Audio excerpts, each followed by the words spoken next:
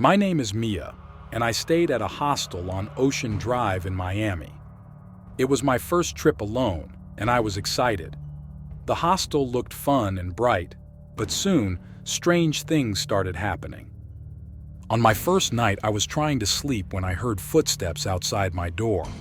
I thought it was just another guest, but the footsteps stopped right at my door. I waited, but no one knocked. It was odd, but I ignored it and went to sleep. The next morning, I asked the other guests if they had walked by my room. They all said no. One guest, an older man, warned me. He said this hostel was haunted by a ghost named Maria, a young woman who disappeared many years ago. That night, I stayed up late reading. Around midnight, the lights in my room flickered. Then, my book flew off the bed by itself. I felt a cold chill run down my spine. I picked up the book and saw a name written on the first page, Maria.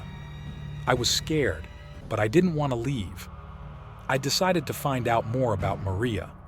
I went to the hostel manager and asked about her. He looked nervous and told me to stop asking questions. That made me even more curious. Later that night, I was brushing my teeth in the bathroom when I saw a shadow behind me in the mirror. I turned around, but no one was there.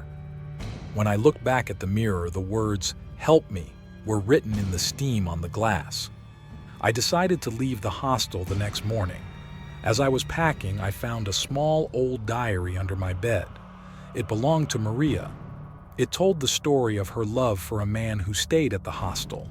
He betrayed her, and she disappeared. I took the diary to the police. They promised to investigate.